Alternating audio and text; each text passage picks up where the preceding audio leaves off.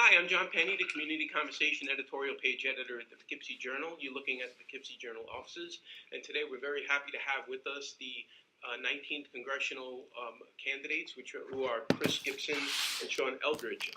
There's other people in the room, so I'm going to go around the room and let them introduce themselves. I'm Barry Rotto, publisher. Stuart Shinsky, executive editor. Emily Smith, Community Conversations Assistant. Emily Stewart, reporter. Okay, I'm not going to let Chrissy Williams get out of people knowing that she's working the camera, the video for us. So we appreciate that. One, we appreciate you both coming in, and as we talked about, we're going to give you both just a minute, and I got my handy iPhone here, to make some type of opening statement, and then we're going to get right in, hopefully, to some really good specifics. And again, we appreciate you coming in. So Chris, why don't you start? Thank you very much, John. Great to be with everyone. And in a very challenging time, I'm doing the very best I can to bring people together to get things done for us, results. You know, I grew up here in a working class family in Kinderhook, served in the United States military, and I took on this calling to really make a difference in a challenging time. And I've been to all of our communities. I've listened carefully to what we need, and I've helped deliver the Farm Bill, which is so important to our area, Lyme disease bill that's going to help with the public health scourge, fighting FERC along with Sean Patrick Maloney and helping with trade assistance with regard to IBM. Contrast my opponent, he's not from here, he doesn't really understand our issues, and it shows coming out against the Farm Bill. And, you know, on issues of campaign finance and fracking, he's hypocritical. He says that he's opposed to fracking, but he makes profits off it. And we'll be talking about that. It's just not right. He should divest. Yeah, and there's a clear choice. Okay. On this, and I look forward to the debate. Thank you. And again, you touched on topics that we certainly are going to spend some time getting into. So, Sean, again, thank you. We really appreciate you taking the time. We know you both have very intense schedules. So I just wanted to give you a minute to just, make some type of opening statement. Well, first of all, thank you for having me back. Thank you, Congressman, for being here. You know, when I was growing up in Ohio in a small town just outside of Toledo, my dad was a Republican and my mom was a Democrat. So we would have a lot of pretty spirited conversations about politics at our dinner table. And my parents didn't agree on a lot of issues, but they both taught me from a very young age the importance of being involved in your community, of speaking up and speaking out, and giving a voice to those who may not have a voice on their own. And right now what I'm seeing in our country is that the voices of voters, the voices of middle-class families are being completely drowned out by corporate money, special interest money in our campaigns and in the halls of Congress. I'm running because I want to fix that. And I'm really hoping to bring some new leadership, some new energy, and some new blood to the halls of D.C. Okay, thank you very much. Chris, I'm going to start with you on a question. Again, I'm going to vary the order of questions, and I'll just reiterate that this is not a debate. We want to get a good dialogue going. You cited some things that you believe you've accomplished in your time in office, and I'm sure you'll cite other things, but what do you say to someone who's concerned about the things that aren't getting done, from immigration reform being stalled to tax policy to energy issues unresolved, and to the dozens of times the House Republicans have voted against the Affordable Care Act? What do you say to someone who just says, enough already, I just want change? Well, no, I appreciate the comment. And in fact, when you take a look at my leadership in No Labels, that's exactly what we're focusing in on, is bringing results. I don't think that the results get reported enough. We hit on a few of the things, but I hope we have an opportunity to talk about more than just the Farm Bill and FERC, because we got infrastructure done, violence against women, a whole series of things. First federal budget. So do you feel that you feel that enough has been accomplished? Or no, how I'm not satisfied. How would you categorize it? So I'm not satisfied, and I think we need to continue to work on that, on issues of immigration. Tragically, I think what happened at the border will be a catalyst, ultimately, for us to secure our borders and our ports and to fix our broken system. I've been public. I've talked about where I think we need to go, and I suspect that a lot of people thought the last presidential election was going to be a catalyst. That the view was that perhaps Republicans were ready to come to the table to do a comprehensive bill. Do you think do you think what's happened since then has been an effort to actually do something that's comprehensive? Well, look, I mean, the Congressional Budget Office assessed the Senate bill, and the major issue is it says it only solves about a third of the problem, maybe a half at best. I've given some suggestions on how we could improve that. I've talked about using a federalism process, just like we do for the military, like we do for policing. I think we should have one law, so we could have multiple echelons that are enforcing it. Also, there's too many waivers in the bill. I think that's why the CBO scored it. So I've given some constructive feedback and criticism on how we can get to where we need to be. But let me just say this, that, look, I mean, here's the issue. It is challenging. There's no question. There's some spirited debate on how to do things. But at the end of the day, you have to have the temperament to work together. And I've shown that. Okay. In the Let labels, me get. in the I just farm want to get bill. Sean, and we're gonna But keep my going. opponent But has not. the question has been that Chris will kick off some things that he believes he's accomplished, but I pointed out some things that haven't been accomplished. And how would you score his record on, say, from A to F, and how would you score Congress's record? Well, I would certainly say Congress is an F. We have the least productive Congress in the history of our country. That's pretty remarkable when you step back and think about it. And I know we hear a lot about no labels. We hear a lot about moderate leadership. But Congressman Gibson joined John Boehner in voting to sue the president, to waste our taxpayer dollars on that, when we don't have time to pass equal pay for equal work. We don't have time to deal with immigration reform. You know, I don't think it's no labels to vote to defund Planned Parenthood, to sign the Koch brother climate pledge, to take no action on climate change, and specifically on immigration reform, which is mentioned. Congressman Gibson says very often that he supports immigration reform, but he opposes the bipartisan compromise, a moderate compromise in the Senate that would secure our borders, that would deal with the problem in the long run, that would provide a guest worker program for our farmers. So I'm very curious about why he won't co-sponsor that bill. It was agreed upon by the labor community, the business community, and the immigration reform community. So look, we've got to do better. It's the least productive Congress. Do you want to address why you wouldn't Yeah, specifically no, it's a very simple. support that bill? It's very simple because according to the Congressional Budget Office, which is really the nonpartisan analysis, it doesn't solve the problem. It basically only reduces illegal immigration by a third. So we're going to end up right back in the very same spot. So, but This we've is been waiting for sweeping immigration reform for decades. So, if it's going to solve the problem, what are you waiting for in terms of you're waiting for a perfect bill? Because No. we both know I mean, that's never going to happen. and it's obvious that I'm not. When you look at Well, I don't. I'm asking. I Well, don't no, know. because when you look at the Farm Bill, that wasn't perfect, Mhm. but it was very important to our area, and it took us a step forward. So, what and- specifically would need to be? It sounds like what you're saying is that there. I don't want to put words in your No, mouth. I've that, already that the bill is it would be progress, but not enough progress. And how would No, it what would be the tipping I point? think, What would need to occur? What would be the tipping point specifically for you to support it? Well, what we need to do is get the independent analysis to assess that it is significantly higher than a third in terms of efficacy. I've actually provided feedback on how I think we can get there. I talked about a federalism concept. In terms of the waivers, there's too many waivers in there. I think those are two big pieces that would improve this piece. So, look, the talk about the do-nothing Congress. First of all, as I mentioned, we've gotten a number of things done very important to our area. And here's the facts. The Line bill that we got passed in the House is waiting for action in the Senate. The FERC bill that Sean Patrick Maloney and I got done is waiting for action in the Senate. An important veterans bill that I authored, along with Senator Nelson, waiting on action in the Senate.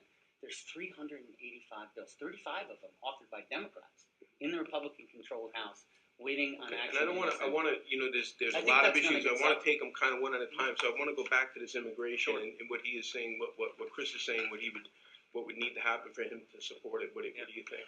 I support the Senate compromise. I certainly understand that Congressman Gibson didn't like parts of the bill, but he hasn't co-sponsored any other legislation. He hasn't introduced new legislation. So if you don't agree with the bill, and we believe that immigration reform is a big problem, and we want to secure our borders, which we need to, then I'd say introduce a bill. But I support the Senate compromise. It was agreed upon by a working group of Democrats and Republicans who put it together, endorsed by business communities and by the labor community. So to me, this is just an example of how Congress continues to kick the can down the road.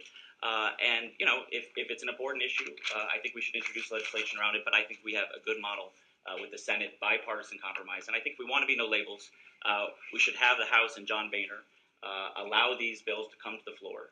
But instead, they won't let that come to the floor, as well as equal pay for equal work or raising the minimum wage and other issues, which I know we'll talk about. So let me just say on this, though, I have introduced a bill. It's supported by our farmers. It changes the way that we get workers here. It would be viewed as a comprehensive bill, or you take a now part of it. But it would address something. Why haven't you offered a comprehensive bill? What I have done is given constructive criticism to what's out there and how I think we can. But that doesn't answer the question. Why wouldn't you offer a comprehensive bill? I mean, if you're saying that you don't like what's in the Senate bill, why wouldn't you come up work with other people to come up I with do. what And the look, version there's of a your own series of bills on the House side, some of which that I think are helpful. And what I think we're going to do is I think we're going to end up securing the borders first, which is really appropriate. We should be securing the borders, and we should be having confidence that we're going to be able to fix the broken system. And then as we bring forward fixes, but that's always been part of the argument. Is do you do something more, what some people would view as more comprehensively in one fell swoop, or it seems to go back to this. We need to secure the borders first. So that sounds to me that you're saying that would be separate. You need to do that first, and then we would you get have to to. have confidence. It's got to be there, John, because this is what happened. I'm just unclear if you'd support something that would try to encapsulate all of the problems. I could if I see the independent analysis that says that this is going to help solve the problem. See, what we're going to have right now is it won't solve the problem. It'll poison the well, because part of the challenge we're dealing with now are the folks that look at 1986 and see that, supposedly that was going to solve it, but we ended up with a major problem. Now, what do you say to this? Now, this has been one of the themes that's been going on in this issue for a long time, this view of should we do something comprehensively? And again, we've had this disastrous situation at the border again. That's bubbled up, particularly with young children coming across the border, which would lead some people to say, we really need to secure the border first before we can do. Is that something? Could you see a case to split that, or would you say? I don't think we need to split. I think if you look at the Senate legislation, it has billions of dollars in additional funds for border security, as well as the guest worker program for our farmers, as well as dealing with it in a long-term way. My concern is this: if we keep the same leadership we've had for the last 2 years and the last 4 years, for the next 2 years, we're going to get the same results. We're kicking the can down the road on immigration reform. We're kicking the can down the road on raising the minimum wage. We're kicking the can down the road on tax reform. We can keep talking about these things for the next 5 years, the next 10 years. Look, I'm a younger candidate. I want to bring some urgency to these issues, because we're going to have to deal with this at some point. Why not deal with it today rather than put it off? But you didn't support. You didn't support the compromise to the farm bill. So you say you're going to be. We're going to talk about that. Barry, is there something? No, I'm not hearing any specifics in there. What in immigration reform are you in favor of, and what are you not in favor of? I would vote for the Senate bipartisan compromise, which would secure the border, which would provide an earned pathway to citizenship, which would have a guest worker program for our farmers, and it would deal with the problem in a bipartisan way. And it's something that's been scored. It's something that the business community, the labor community have supported, and it was a bipartisan compromise. So I think it was a good model. I don't understand why it wasn't voted on in the House, and I don't understand why Congressman Gibson wouldn't co-sponsor to support it. There actually is a House version of the bill with Republican sponsors on it. So I'd be a co-sponsor on that specific bill. I want to move on, and you talked about we're going to be, under certain scenarios, we'd be sitting here talking about this stuff forever, but if you were elected, you would be in a clear minority in the House. What would you say to someone that says, how would you build a coalition? How would you get anything done besides just basically being there to rail against the system? Particularly if you, as Chris had mentioned, would be against something like the Farm Bill, which did have bipartisan support.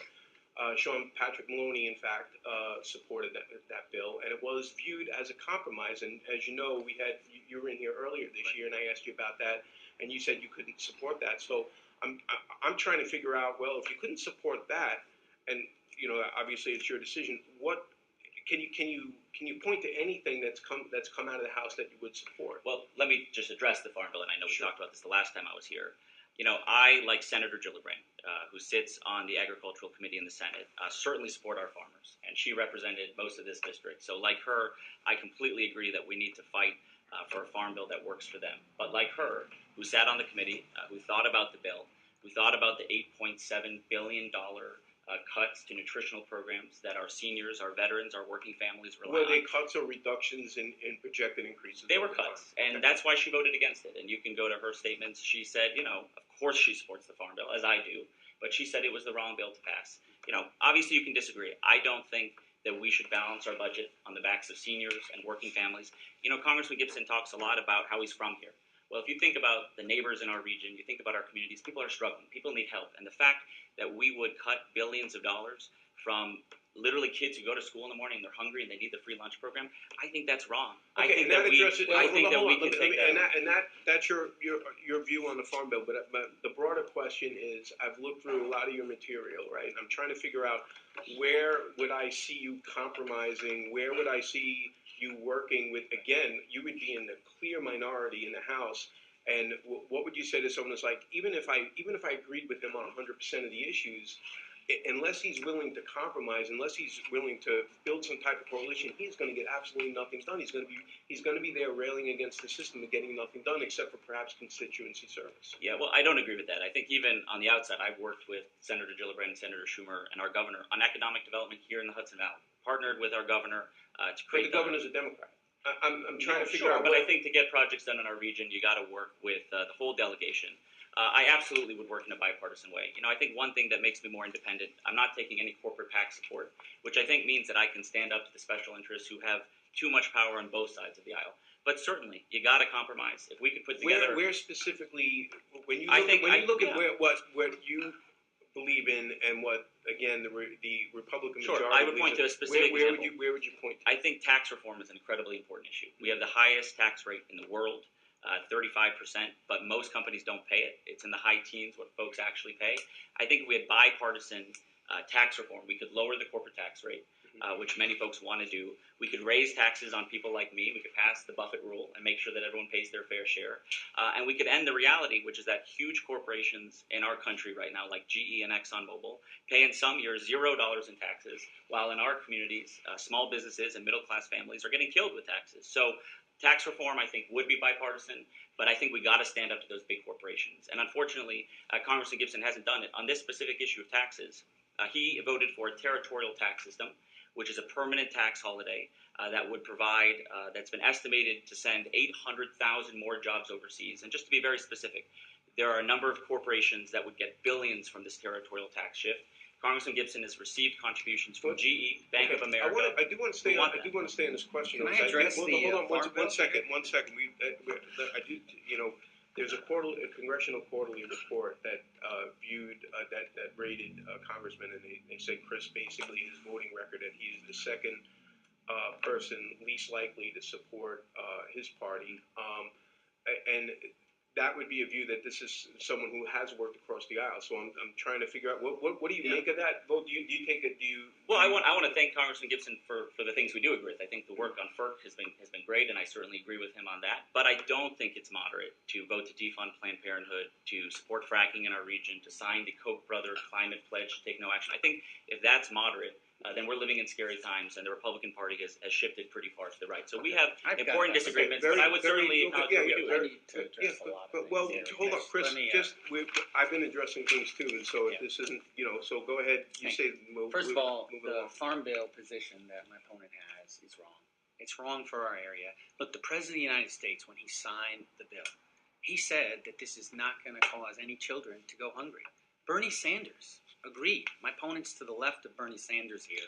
This is an important bill. It's called the Farm Bill, but it's better described as the Rural Development Bill because it helps our dairy, our fruit and vegetable, our organic farmers, helps our beginning farmers.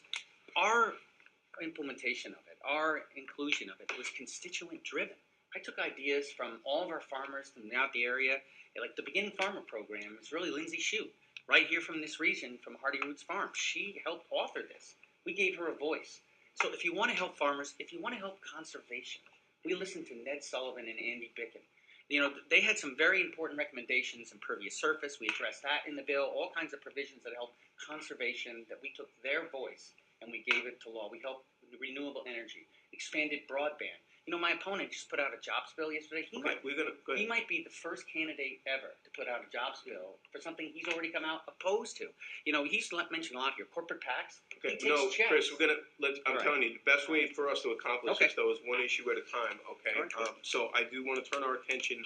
There's many issues I want to get to, but I do want to talk about the things that the other campaigns have put out, okay? And one of the issues, Chris, that the Democrats have come at you about is abortion. And it's you that you said you support a woman's right to choose, and you don't believe Roe v. Wade should be overturned, but you voted to defund Planned Parenthood. You also voted for a bill that would limit abortion to make it illegal after 20 weeks. Roe v. Wade, and this gets obviously complicated because of that's right. There's cases, but nevertheless, the view had been closer to 24 weeks. And the overriding view is that this bill would have narrowed those rights. Okay, so one, do you understand the concern? And two, since you did vote to limit it to 20 weeks, would you go to 15 weeks? Would you go to 10 weeks?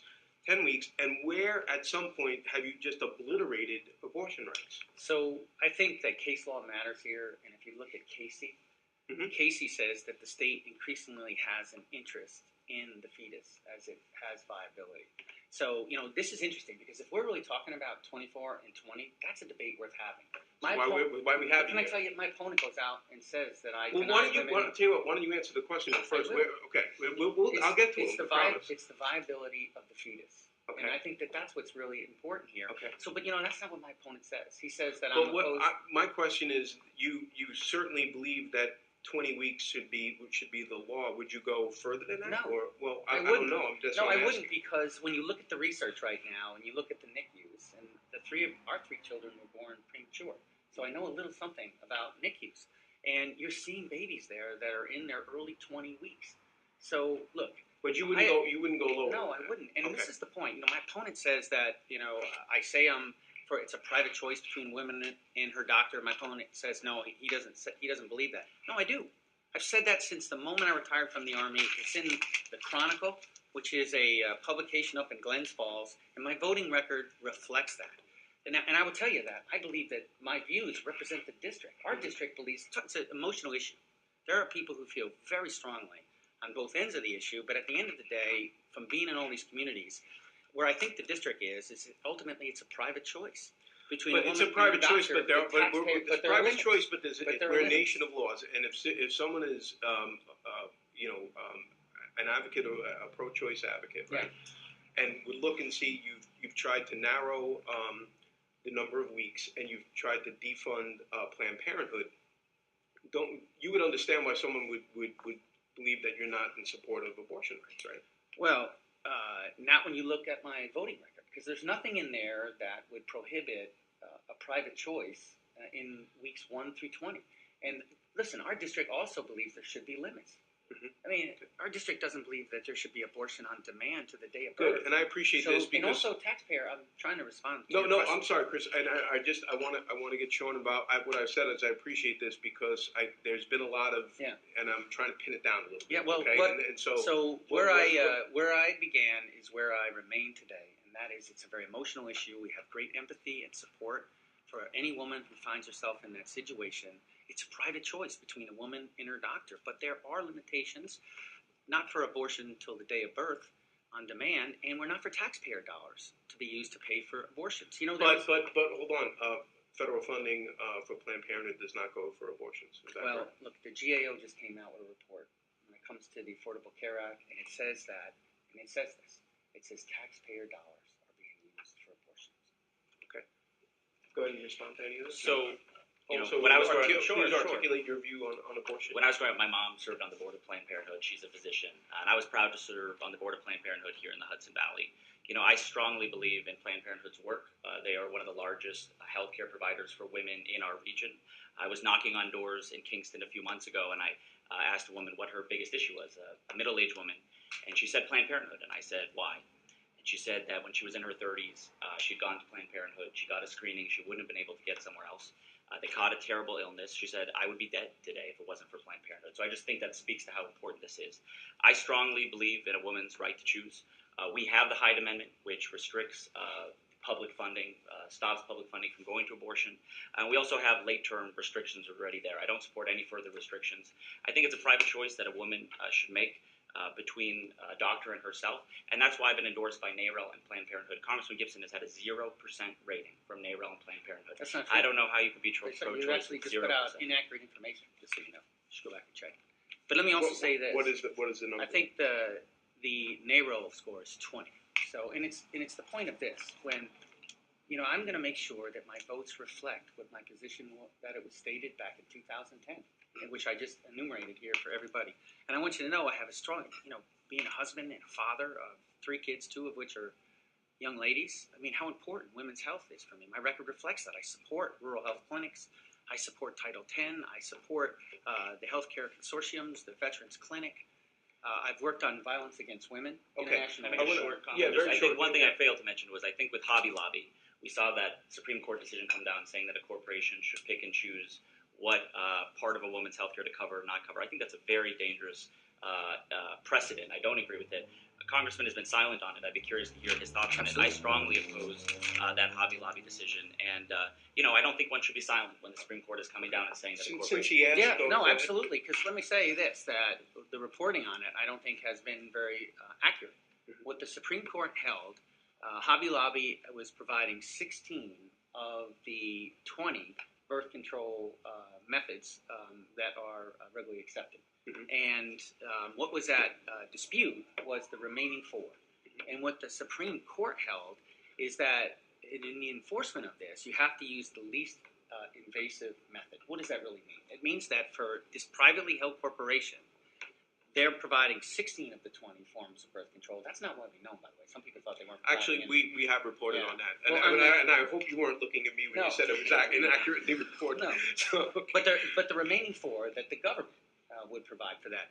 And, the point is this, is that when it comes to the birth control mandate, it was not overturned. Okay.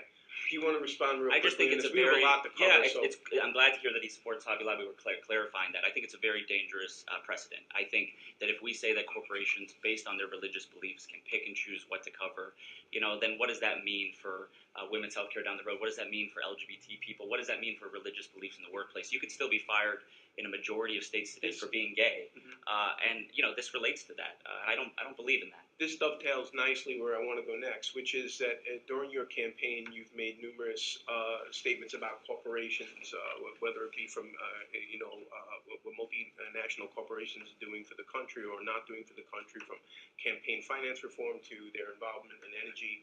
And it's been consistently also pointed out from the other side about your portfolio, your investments, and that you haven't divested from those holdings. This is it seems to be a big issue that's coming back from the other side. How do you address that? Sure.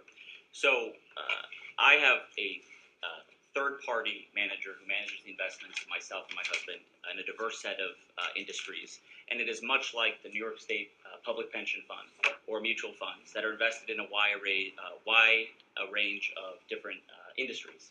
And if I'm blessed to be elected, I will absolutely put those investments into a blind trust to make sure that there's no conflict of interest. But I don't think there is an issue here. Only one person in this campaign has signed a Koch brother climate pledge. Only one person. We can get on that. Let's Sure, stay on this. but couldn't you go further though? I mean, if you wanted to, for example, I bring up the Rockefeller Fund, which just announced that, and it's the charity part of that. That they're going to divest from fossil fuels, for example. I mean, there are I wouldn't say the standard practices to do what you're saying, but couldn't you go beyond that, particularly when a lot of your campaign is based on, railing against these corporations, quite frankly? Well, I'd say this. If you have your pension in the New York State Pension Fund, which is in a wide array of different industries and Sean, companies, you don't. I don't believe But that. you don't. I'm saying this is Right. something, I'm asking you, you certainly could go further if you felt that was the way to go. Right? I think what's most important is that we create public policy that makes these companies protect our environment, that makes them pay their fair share in taxes. ExxonMobil and these companies could move in a direction where they do more renewable, where they don't have fracking if we stop fracking. That's what I want to see happen. I want to stop fracking from happening.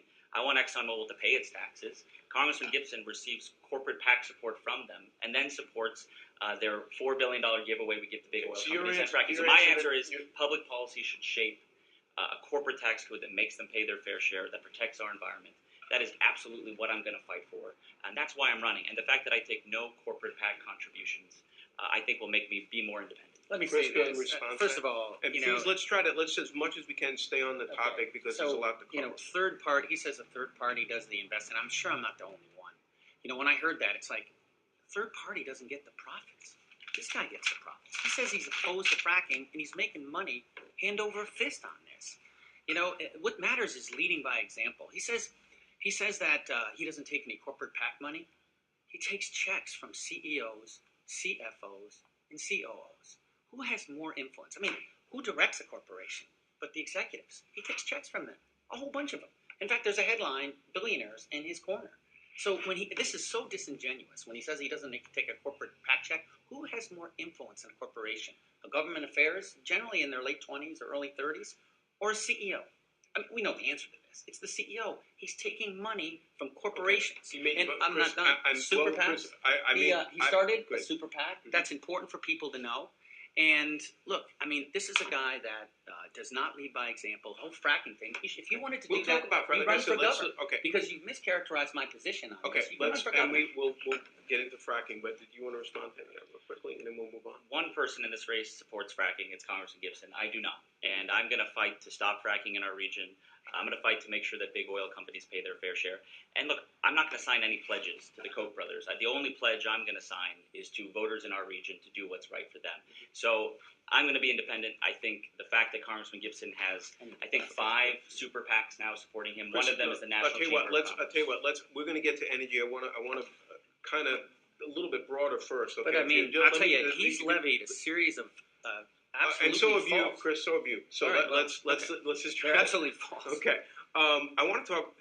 I think it's important. I don't mean to interrupt either of you, but I really think there are some issues that are so important that we really need to get to. And I started basically, I think justifiably so, with things that the campaigns have been throwing around, and I think this is one of the things that we can do here, hopefully. But nevertheless, we have serious concerns about the economy in general and about the economy of the Hudson Valley. And we've written numerous times editorials about the fact that there is a downsizing of IBM in the area, and that while the unemployment rate is getting better, that the jobs that we're replacing it with are lower paying jobs. And I could point to the deal with the Gap manufacturing plant, or I could point to the growth in the tourism industry. So my question, big wind up, my question is, what, if any, role do you think the federal government and you as a congressman have in addressing this issue? Yeah. And for clarification, it's inaccurate to say I support fracking. I've said we need to let science lead the way. And I have been protecting water and air, and that's why the Environmental Defense Fund has ran. I swear to you, it's on my list. So. Okay. All right. Well, look, on job creation, I look at 6 areas. You know, oftentimes the parties talk past each other. You know, Republicans generally focus on supply side. Democrats generally focus on demand side. How come you haven't passed the jobs bill? They'll say it's actually both. There's 6 factors. There's the tax code, which is complex and unfair, and I support tax reform. There's regulatory relief and reform. There's driving down energy costs. They're driving down healthcare costs. It's smart investments like the Farm Bill my opponent opposes. It's the infrastructure bill. It's the jobs training bill, which I helped with and we passed.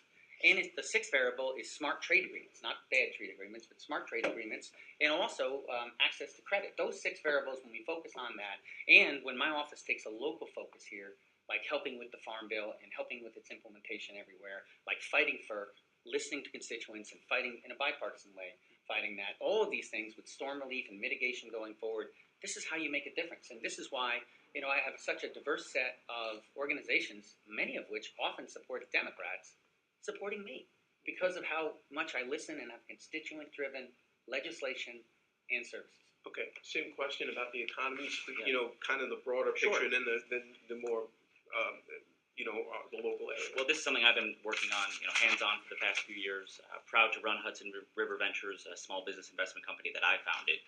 You know, I think that because we have the least productive Congress in the history of our country, we're falling down on the basics.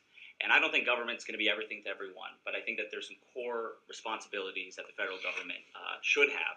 And right now, it's not implementing. So yesterday, we put out our plan, and I won't describe the whole thing to you now, but it's up on our website.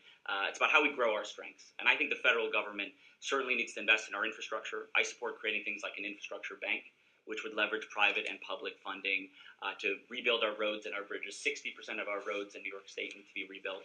I support universal access to high-speed internet. I know it's something we've talked about quite a bit, broadband, but I think if you look historically at what the federal government did on rural electrification, on rural telephone access, they said we need to make this universal. It's difficult. It's not easy to do, but in 2014, I'm really concerned that our communities can fall behind if they don't have access to high-speed internet. So let's do infrastructure, certainly more investment in job training.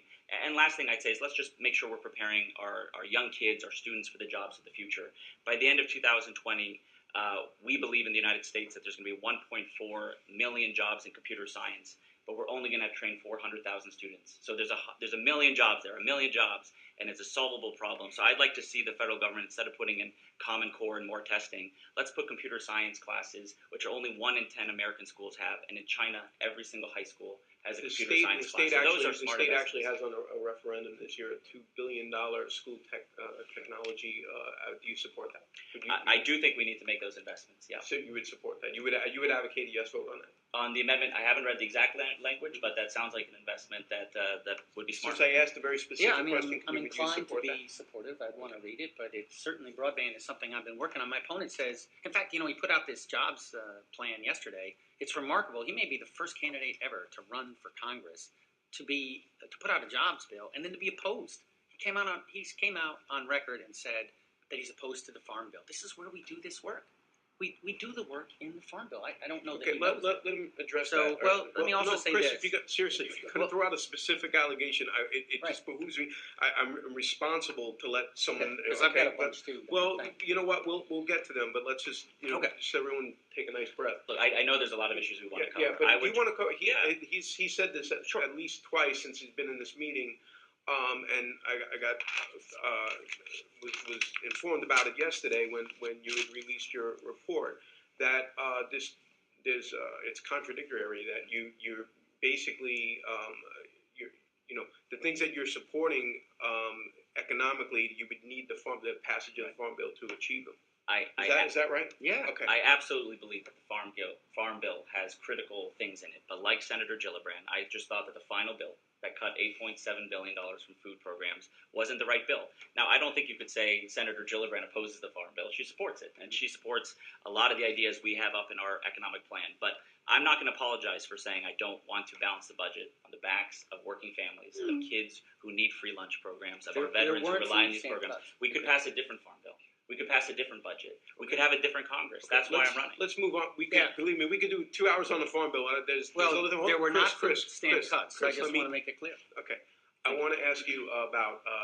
We were talking about the economy and kind of the broader view, and then a little bit on local. But I wanted to ask a specific question about it, which is the minimum wage.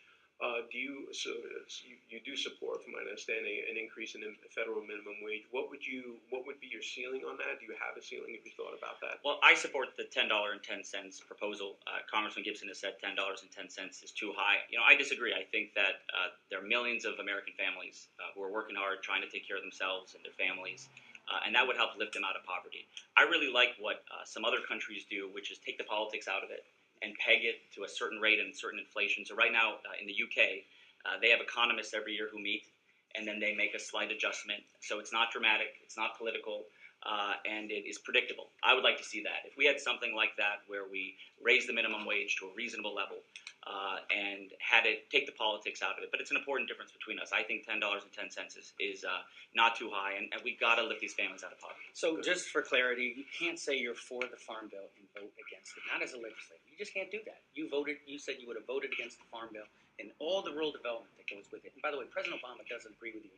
Neither does Bernie Sanders. They didn't think there were cuts. We've covered the issue. So, as much as we could spend hours on that. There's a lot of things on my list that we could spend, like foreign policy. We could spend 3 hours. I would just Let's add, go to I'm minimum proud. wage. So Let's minimum go to minimum wage. Yeah, Exactly. so minimum Chris, wage. respond to Look, minimum wage. the last time we raised the minimum wage was 2007.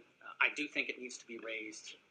Look, I think $9 is not only helpful to working class families, it's doable. I think we can politically get that done. The problem is both parties have dug in. Many members on the Democratic side say they want 10-10 or nothing. That's a 40% increase, and the CBO assesses will lose 500,000 jobs. Whereas if we move to 9, it's much ameliorated. So we have 9 and we have 10-10, And I also think we should index. What would you do? Yeah, I was going to say, what would you do going forward? No, I mean, look, it that absolutely sounds like should be it sounds like there's a disagreement on the number to start, but it sounds like there might be agreement on what to do going forward. Is Yeah. that? But my major disagreement would be that the speaker, who Congressman Gibson supports, John Boehner, is not going to let it come to the floor. And I think there's such a connection between the role of big corporations in Washington in this issue.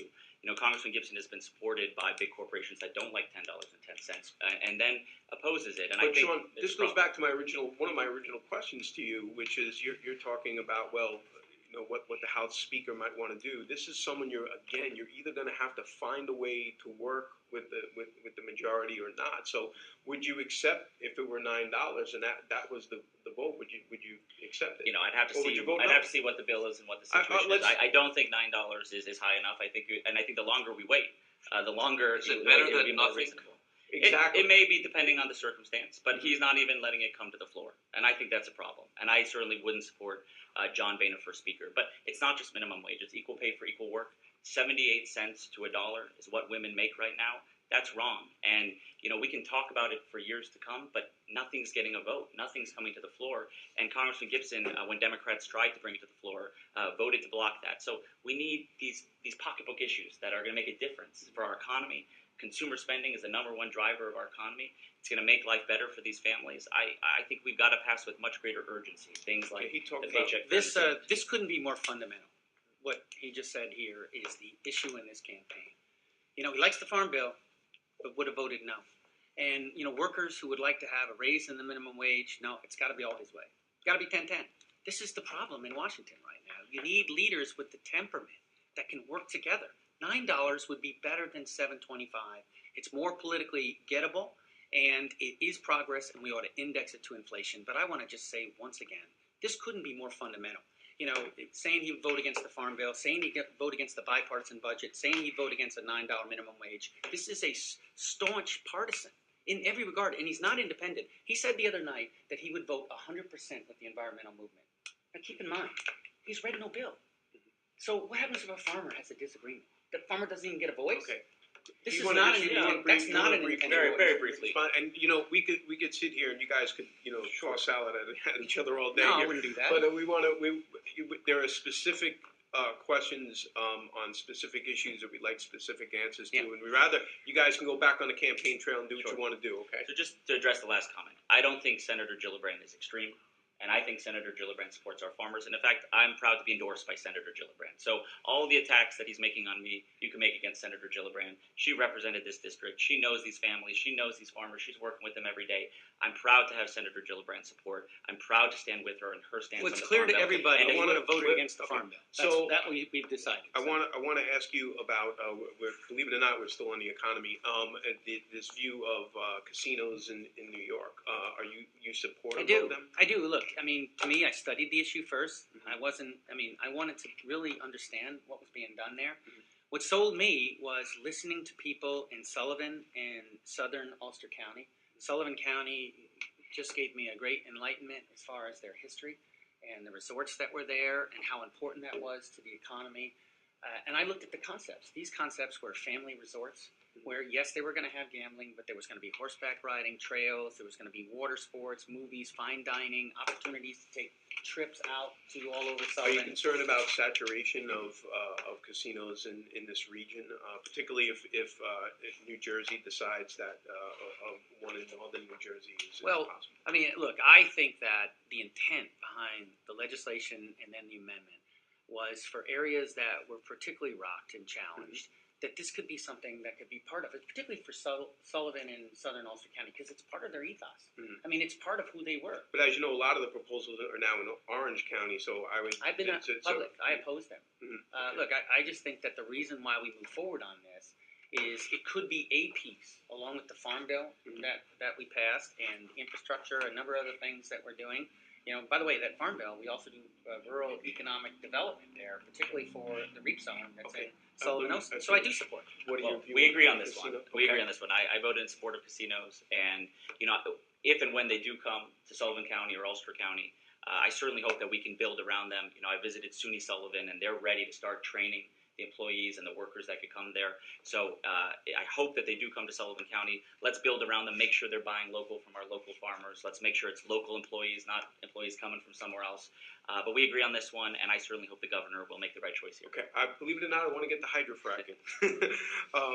Sean, I know you're against hydrofracking, but there are some folks in the environmental movement who would say that you have to pick your poison when it comes to energy, and that anything that could make us get rid of coal-fired plants in particular, that this would actually be a good move.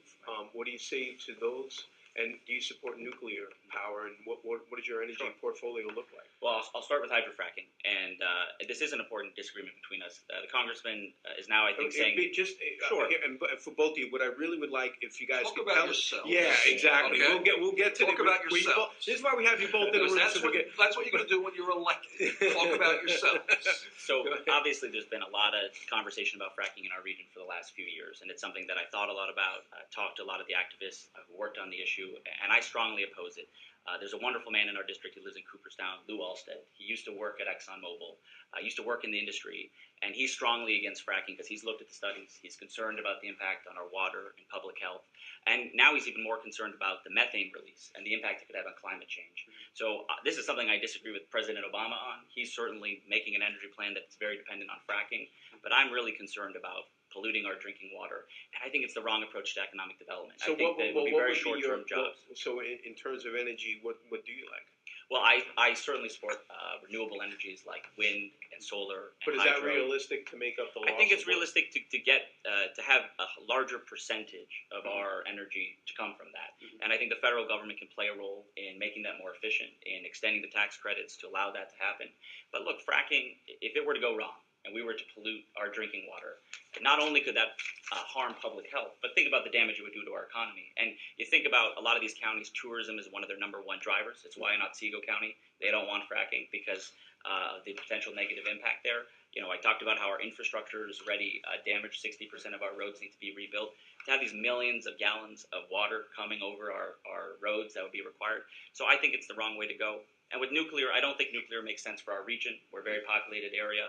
I don't support nuclear. I think when you look at the real... Would you support the closure of Indian Point? I absolutely support the closing of Indian Point. You know, you think about this. If we had one earthquake, if we had one accident, the amount of people who live near Indian Point, it would be unthinkable. It would be unthinkable. So we've got to close Indian Point, and I strongly support that. Again, replace it with what, 20% of the Yeah, well, there are plans. You know, we have hydro energy coming down from Canada that would come down to replace some of the energy from New York City. To do that, you would need to upgrade the power lines, and there's been an opposition to that. Do you Well, support an upgrade? I certainly support an upgrade. Let's do it underground. Let's make that investment because one of our greatest economic Who's paying strengths. for that, Sean? Well, I think it's worth the state paying for it, or if in partnership with the federal government. I think We're gonna get the value of our property, the value of our natural resources in this area, it's worth in the Hudson Valley Sean, putting it underground. Central Hudson has been on record. You can go on their website and say that it's cost prohibitive to put all these. $1 million I think a mile is the word that is Right. I think that they could do it in some parts in the Hudson Valley, and in other parts, I know that they would want to put it or put it near the interstate. You know, if we have to have it above ground. You know, certainly we need energy. We need power. I'm realistic and Sure. willing to compromise on this, I but put a lot on the table there. So let's start with hydrofracking. Yeah, and Thank where you, are. thank you. Because like Please. abortion, I really want to set the record straight here. My constituent letter says that if it can be done safely, the studies we're still doing studies. I supported Governor Cuomo. This is the governor's decision here, and I've supported his studies. And that's why I'm surprised he's not running for governor, because he just mentioned President We Obama. just want your. That's where I'm view. going. Okay. And President Obama supports it. So what's the role of a congressman? That's really the question. I'm open to both. We can talk about how I feel as a father and as a citizen of New York. But my role as a congressman, my record is very clear. There's been one vote on fracking in the United States Congress. And on that vote, I was one of 2 Republicans to protect water and air. There is a bill, the FRAC Act. But The FRAC Act is 4.5 pages. This is a little confusing because you say it's a state issue, but then Because you need in the federal same regulation. sentence you say You I do voted. So there is Yeah. some federal involvement. Absolutely, there is. Okay. That's the whole point. All right. is that my role as a federal legislator is to protect water and air. It's not to make the decision on frack or no frack. That's a governance decision. Okay, good. That's my point. Okay. And especially since the president supports it, Mhm. you're not going to go to Washington and ban fracking. If you're going to do that, you should have run for governor.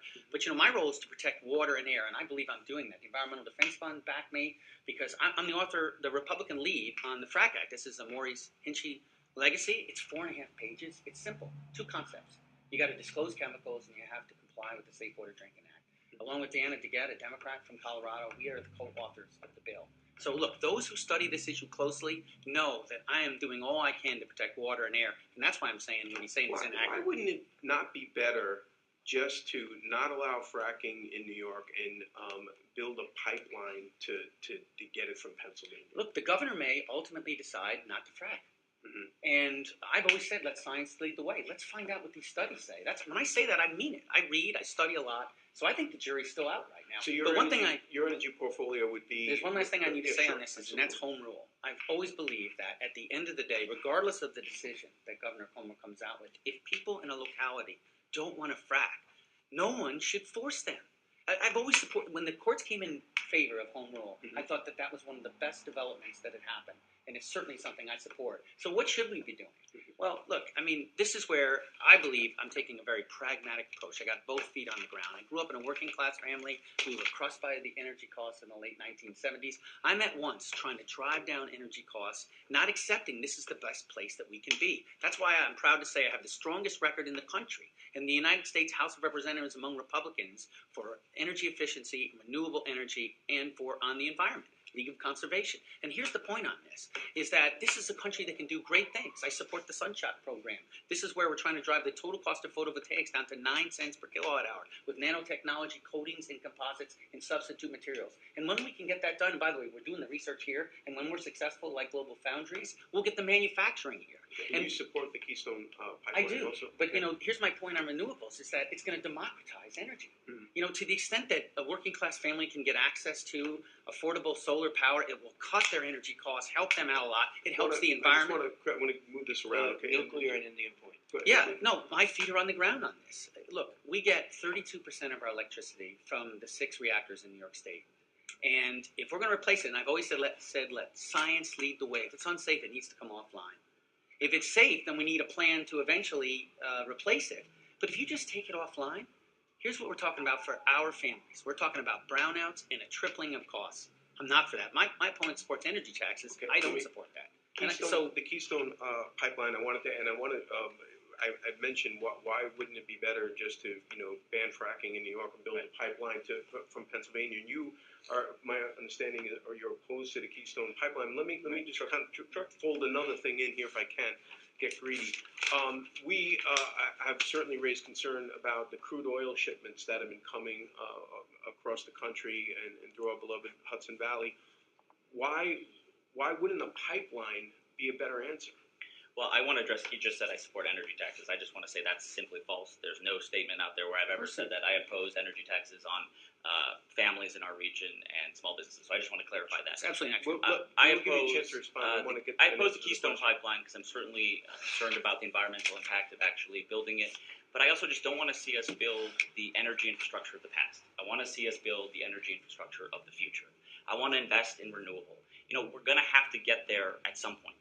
We can do it in 20 years or 40 years, but let's do it faster. Let's get there sooner. And I'm frustrated that other countries, Germany, countries in Europe, they're leading the charge. I want the United States to lead the charge. It'd be good for our economy. It'd be good for our environment. It'd be good for jobs. I want to lead the charge. So on the issue of the oil shipments coming through the Hudson Valley, I'm very concerned about it. I used to be on Scenic Hudson's board, and I've spoken with Ned and Andy there quite a bit about it. It's a serious problem. The short version, I'm glad that President Obama did take some steps to make it safer. He slowed down the trains, but I don't think he goes far enough. It's too slow. Sean, isn't this another example though where you're holding out for what you think is the best solution, right? But in the interim, we're playing with fire here, and there's what some would say a more I don't want to use the word practical, but there's other ways of looking at it. Some people would say a pipeline would be the way to go. This again does seem like you're looking for this. We're here, and there's perhaps a middle ground here, and you're not going to take it. I want to disagree with that premise because I'll Sure, say this: yeah, please do. the big energy companies in our country have already prepared for a carbon fee or a carbon limitation or carbon. They're ready. They're ready because they know that should be coming, and that we should restrict the amount of pollutants we're putting out there and the damage we're doing to our climate. So I think it's frustrating that the big companies are ready for it and Congress hasn't taken action. So no, we're going to have energy from a wide variety of resources. We're not going to have all renewable tomorrow. I get that. But I think we can put government and federal policies in place, which these companies are ready for, to reduce the harm and to deal with climate change. And just one moment on climate change, this is a serious problem. If we care about our economy, if we care about our families, if we care about flooding in our region, if we care about the long-term strength of our country, we have to deal with climate change.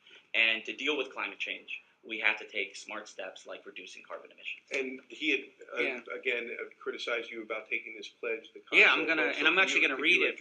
Let me just say, you put your finger right on it, John. I mean, look, Sean, I know you're earnest here, but what you just said today is not practical. It's going to end up in brownouts and tripling of costs. And on top of that, you support energy tax. Here's why.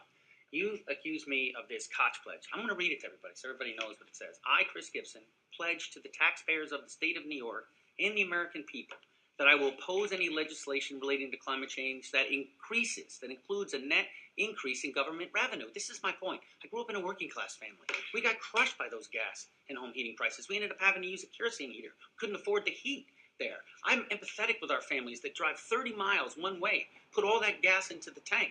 I'm trying to help fight that, to drive down energy costs. And nowhere in here does it mention Koch brothers.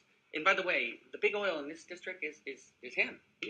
But nowhere in there, nowhere does it say not take meaningful action. Nowhere in that, and nowhere does it mention big oil. So you're saying the focus is on costs? Is that? Well, what it says is that I will oppose any legislation related to climate change that includes a net increase in government revenue. So what I'm saying here is I oppose energy tax.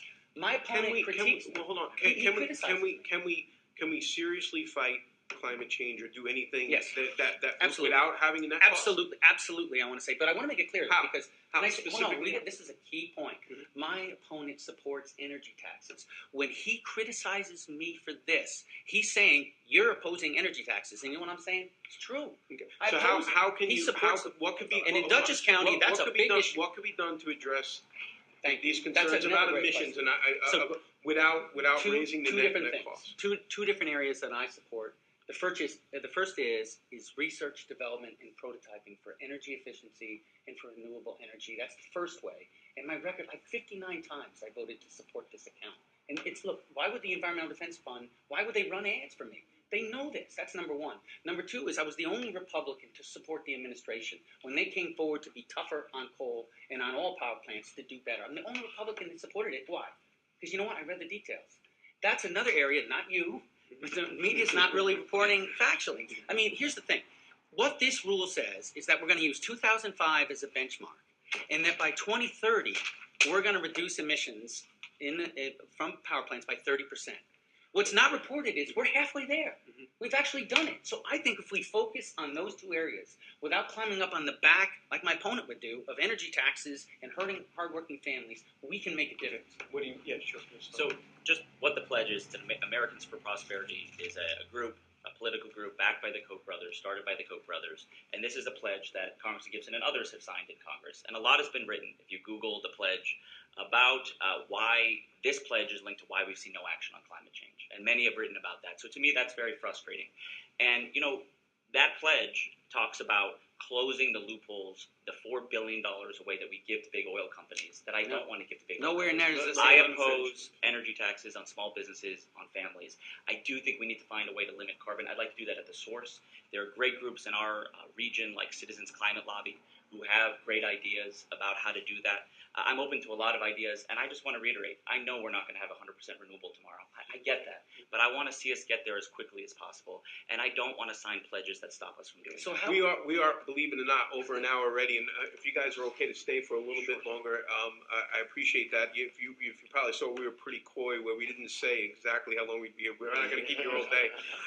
But I figured it was going to be a very spirited discussion with a lot of issues. I would be absolutely remiss if we don't talk about foreign policy to some degree. And I just want to point out, I believe you have 3 more events where you're both going to be at. One, I want to commend you guys for meeting together so many times, and I certainly hope that the people who moderate and do those will probably maybe get more into foreign policy. I personally don't.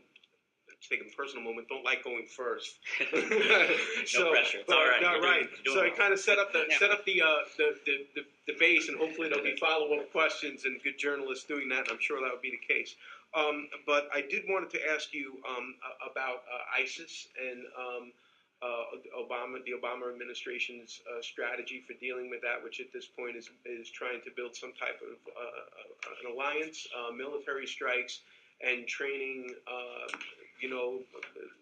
The best of what we could find to train in terms of who we think we could partner with on the ground. Right. What do you make of all that? Well, I'm very disturbed by the threat of ISIS and the growth of ISIS throughout the region. Very, very violent group, and we certainly need to address it.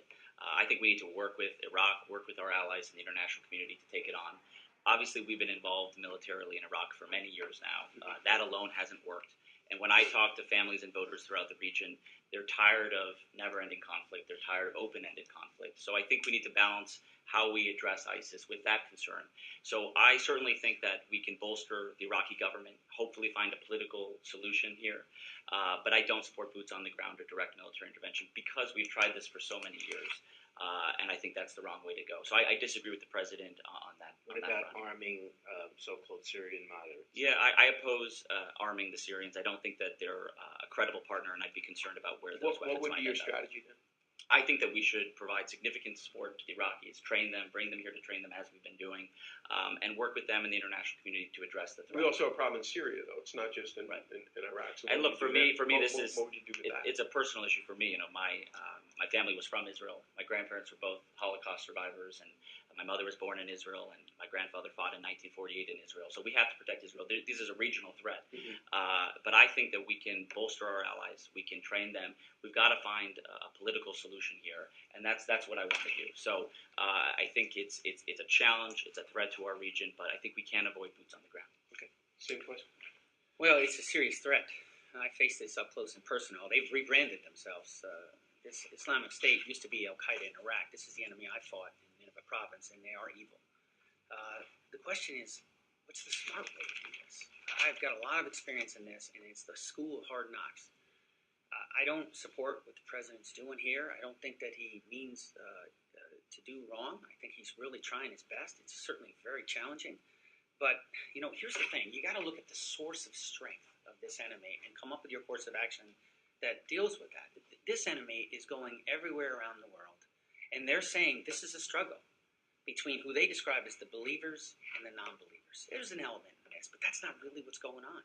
This is extremism, and who's facing the brunt of it most immediately is the mainstream Muslims. So to the extent that we can support the Iraqi armed forces and the Kurds, we always reserve the right. If we get specific intel, we're going to take action to protect our people. But as you heard the president say, the intelligence we have right now is they've expressed a desire to attack us, but they don't have that capability yet. So given that, the question recurs on what's the smart thing to do. We support the Iraqi armed forces and the Kurds. By defeating them in Iraq, we don't ultimately defeat them.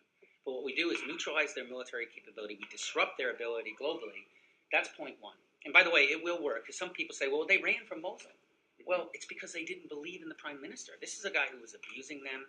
This is a guy that wasn't respecting the rule of law, and they just weren't willing to die for him. So he's gone. They've shown him the door. They've got new leadership. They had a new election. They formed a new government. They're trying to form a sense of nationalism. Our role is to encourage that, to support them with armaments, munitions, so that we can put the pressure on, defeat them in Iraq. Then we still have to deal with Syria. What should we do? Well, I don't support the escalation. I don't support the escalation for, first of all, the rebels, the so-called moderate rebels, are militarily incompetent. They're So politically. what would you do? So, and by the way, think about the big idea. The big idea was we need a ground force, or else the airstrikes won't work. I actually agree with that. The problem is, look at their course of action. They started bombing. We don't have a ground force. We're not going to have a ground force for 8 to 12 months. This is why I don't think the escalation is wise, nor will work. You support a ground force? No, what I'm saying is I would be working diplomatically right now in Syria. What we need to do is focus Haven't on we this. tried that? I mean, didn't we try in I've Iraq? looked at that. I looked at Geneva. I'm not Iraq? convinced that we've done this in a manner that I think would be more effective. We should work with our friends and allies, and we need to work to compel the government of Syria to sit down with some of these elements of these rebels to get a brokered agreement. Why? because before we can do anything meaningful in Syria, we have to have a partner. We have no partner right now. There's no foundation. And if you think this is the worst that it can be, it can get worse. Okay.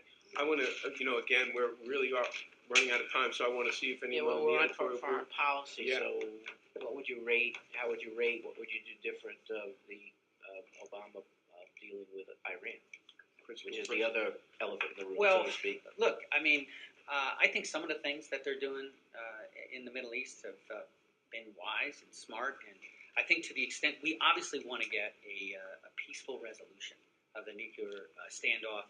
I think it's very important. My belief is looking at all the reports is that, quite frankly, showing strength and solidarity with the West has put us in a position where Iran wants to deal with us.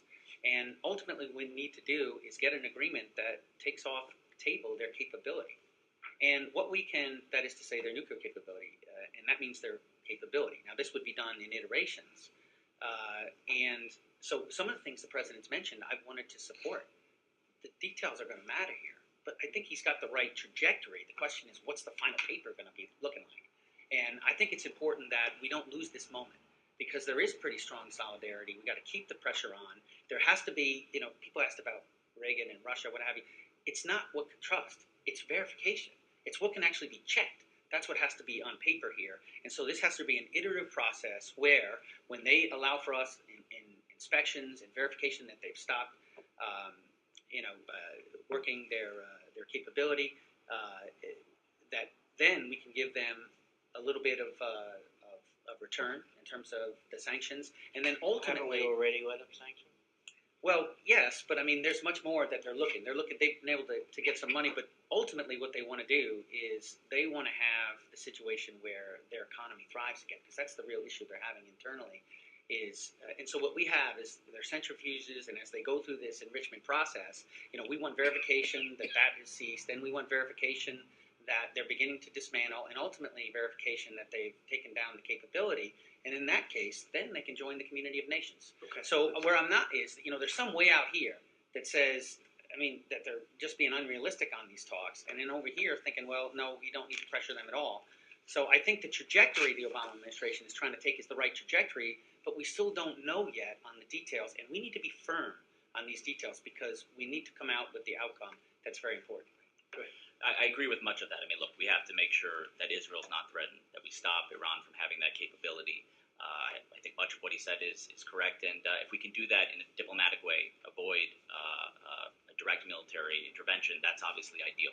So I hope we can see that happen. Obviously, I'm concerned. There's a lot happening in the Middle East, but there might be an opportunity here to talk to Iran because they're concerned about the threat of ISIS as well. So I hope we use this troubling opportunity to talk to them, to bring them to the negotiation table, and I'm glad that President Obama's been doing that. Okay.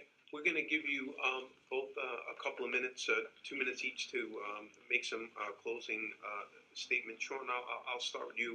And I regret, I'm looking at the things I did not get to, and we did the best we can. But we really appreciate you both coming in. So go ahead. Well, thank you so much for having us. It's great to be here. I believe this. I believe if we keep the same leadership for the last 2 years, for the next 2 years, we're going to get exactly the same results. And I'm concerned. There's no reason that our country shouldn't remain the greatest country in the world 50 years from now and 100 years from now. But we can't continue the self-inflicted wounds. We can't afford another government shutdown. We can't afford another sequester. And we can't afford the least productive Congress in the history of our country.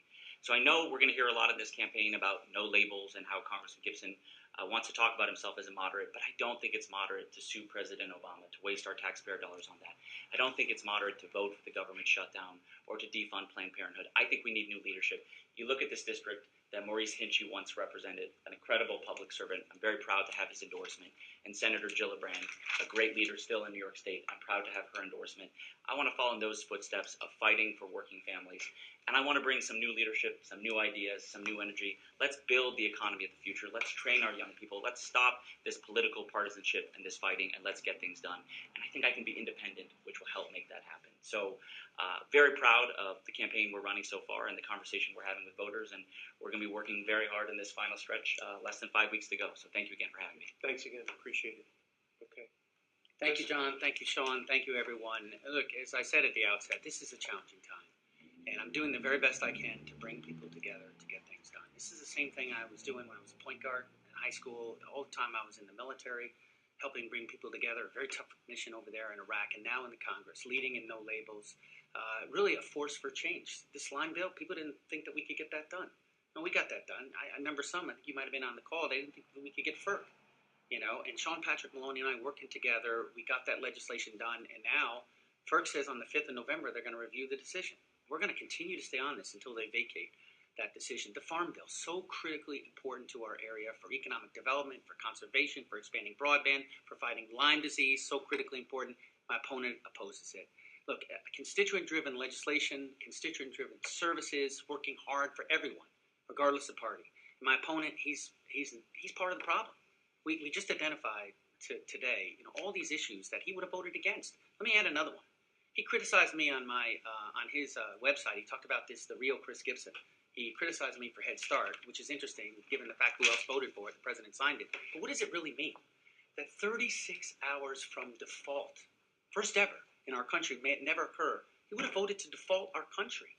This is a guy that doesn't vote for the Farm Bill.